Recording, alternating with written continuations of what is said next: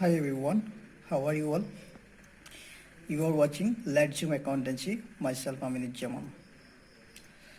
In my today's sessions, I will discuss two important things. The first one is what are the features of receipts and payments account and what is the formats of receipts and payments account. প্ৰথমতে মই discussion কৰিম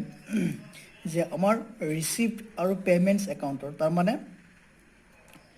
প্ৰাপ্তি আৰু পৰিশোধ হিচাপৰ বৈশিষ্ট্যসমূহ কি লগতে যে আমাৰ প্ৰাপ্তি আৰু পৰিশোধ যিটো হিচাপ আছে তাৰ ফৰ্মেটটো কি সেই বস্তুখিনি ডিছকাছ কৰিম ভেৰি ইম্পৰ্টেণ্ট আৰু ইয়াৰ পৰা দুটা কুৱেশ্যন তোমালোকে চাবা প্ৰথম কথাটো হ'ল কুৱেশ্যন সুধিবই পাৰে 2 মাৰ্কৰ কাৰণে write any two features of receipts and payments account okay প্ৰাপ্তি বা পৰিশোধ হিচাপৰ যিকোনো দুটা বৈশিষ্ট্য বহলাই লিখা তেনেকুৱা কুৱেশ্যন সুধি দিব পাৰে আৰু ফৰ্মেটটো মই এই কাৰণে ডিছকাছ কৰিম ফৰ্মেটটো যদি তোমালোকে ভালকৈ জানি লোৱা তেতিয়া তোমালোকৰ যেতিয়া প্ৰেক্টিকেল প্ৰব্লেম সলভ কৰিবা regarding receipts and payments account it will be very easier for you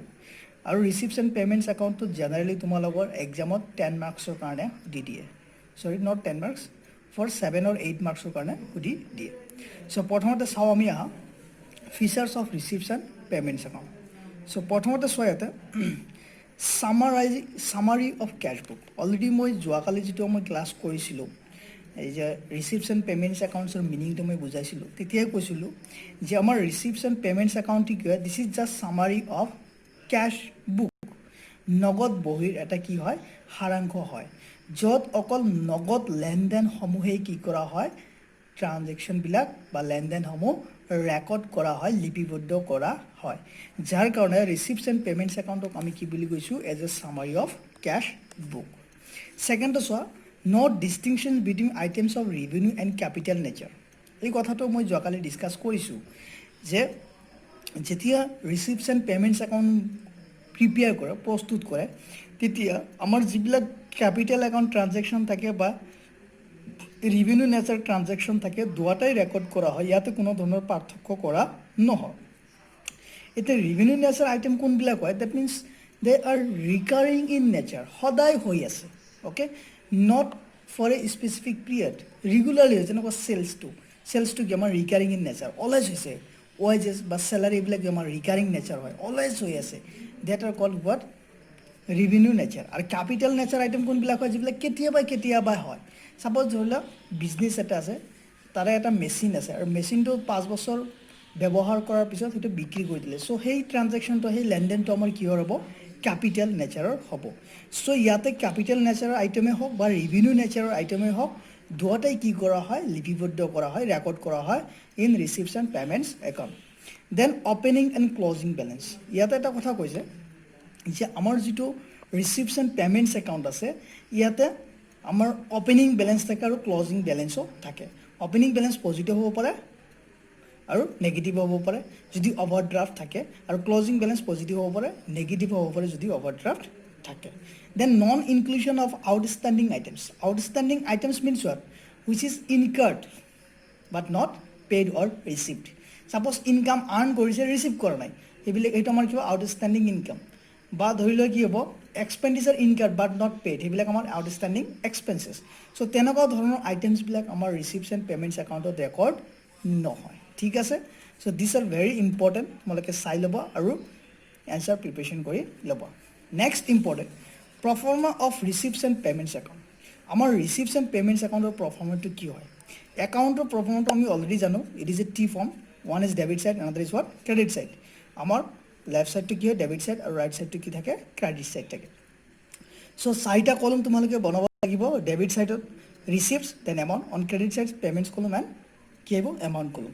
so' ইয়াতে ৰিচিপ্ট মানে কি যিমানখিনি কেছ ৰিচিভ কৰিব গোটেইখিনি আমাৰ ক'ত আহিব ডেবিট ছাইডত আৰু যিমানখিনি কেছ পে'মেণ্ট কৰিব অৰ্গেনাইজেশ্যনটো গোটেইখিনি ক'ত আহিব ক্ৰেডিট ছাইডত আহিব ইজ ইট ক্লিয়াৰ যিমানখিনি কেছ ৰিচিভ কৰিব সেইখিনি ক'ত আহিব ডেবিট ছাইড আৰু যিমানখিনি কেছ পে'ড কৰিব ডিউৰিং এ একাউণ্টিং ইয়াৰ গোটেইখিনি ক'ত যাব ক্ৰেডিট ছাইড চ' প্ৰথমতে চোৱা ইয়াতে টু বেলেঞ্চ বি ডি লিখিছিলোঁ অলৰেডি আমি ফিচাৰত পাই আহিছোঁ যে ৰিচিপ্টছ এণ্ড পে'মেণ্টছ একাউণ্টৰ কি থাকে অ'পেনিং বেলেঞ্চ থাকে চ' টু বেলেঞ্চ বি ডি ইয়াতে মই এনে মাৰ্ক কৰি দিছোঁ আমাৰ এমাউণ্ট নাজানো আমি এনে এক্সেছ মাৰি দিছোঁ চ' টু বেলেঞ্চ বি ডি ইয়াতে বেলেঞ্চ দুটা হ'ব পাৰে কেছ কেছ এট বেংকতো থাকিব পাৰে, কেছ ইন হেণ্ডো হ'ব পাৰে। দুয়োটাই আমাৰ কি হয় বেলেঞ্চ বিধি অপেনিং বেলেঞ্চ। দেন যিবিলাক কেছ ৰিচিভ কৰিব ছাবস্ক্ৰিপশ্যন হ'ব পাৰে, লিগেচিছ হ'ব পাৰে। লিগেচিছ কি হয় মই স্পেচিয়েল আইটেম কিছুমান ডিছকাশ্যন কৰিম নেক্সট ভিডিঅ'ত, তেতিয়া চাই ল'বা। Then sale of office furniture, sports equipment, any kind of donations, specific ডনেশ্যনছেই হওক বা জেনেৰেল ডনেশ্যনছেই হওক, life time member fee, entrance fee, তাৰমানে এণ্ট্ৰেঞ্চ মানে admission fee of members, interest on investment, dividend on investment, rent received, cell of newspapers, tournament fees, sundry received, government grants etcetera. এই যিমানখিনি cash receive কৰিব during an account year গোটেইখিনি আমাৰ debit ছাইডত আহি যাব, ঠিক আছে। আৰু ক্ৰেডিট ছাইডত আমাৰ আহিব যিমানখিনি পে'মেণ্ট কৰিব, কেছ পে'মেণ্ট কৰিব বাই দ্য বিজনেছ অৰ্গেনাইজেশ্যন, গোটেইখিনি আমাৰ ক'ত আহিব ক্ৰেডিট ছাইডত আহিব, পে'মেণ্ট ছাইডত। এতিয়া আমি বাই বুলি লিখোঁ, বাই বেলেঞ্চ বিধি কেতিয়া লিখিম যদি অভাৰড্ৰাফ্ট থাকে। অভাৰড্ৰাফ্টে কি হয় যে বেংকত বেলেঞ্চ তোমাৰ নীল আছে, তাৰ উপৰি যদি তুমি উইথড্ৰ কৰিব পাৰা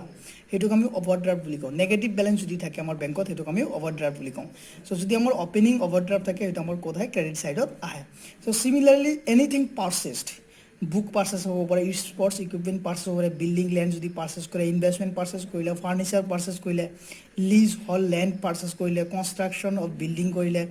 পষ্টেজেছ, telephone charges, salaries and wages, rent and insurance by honorarium. Honorarium মানে এইটো শব্দটো আমাৰ পিছত আমি ডিছকাশ্যন কৰিম। আমাৰ special words connected with the not for profit seeking organisation আমি ডিছকাছ কৰিম পিছত। Printing and stationery by prize distribution cost, entertainment expenses, repairs, advertisement by charities, sundry expenses. এই গোটেইখিনি বস্তু যিখিনি পে'মেণ্ট কৰিব এইবিলাক ৰিলেটেড গোটেইখিনি আমাৰ ক'ত আহিব on credit sides of the reception payments account. আৰু লাষ্টত আহিব আমাৰ কি চোৱা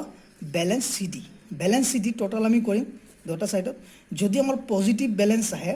শেষত তেনেহ'লে বাই বেলেঞ্চ চি ডি আহিব। ইয়াতে কেছ ইন হেণ্ড হ'ব পাৰে, কেছ এট বেংক হ'ব পাৰে, আৰু হ'ব পাৰে অভাৰড্ৰাফ্ট। যদি নেগেটিভ বেলেঞ্চ থাকে বেংকত তেনেহ'লে আহিব to balance c d. And this is the most important performance of reception payments account, very important. এইখিনি আমি জানিব লাগিব for preparing the reception payments account. ইয়াতে আৰু এটা বস্তু তোমালোকে চাব লাগিব যে কেছ এট বেংক আৰু অভাৰড্ৰাফ্ট দুটা এক লগত কেতিয়াও হ'ব নোৱাৰে। আইদাৰ কেছ এট বেংক থাকিব লাগিব নহ'লে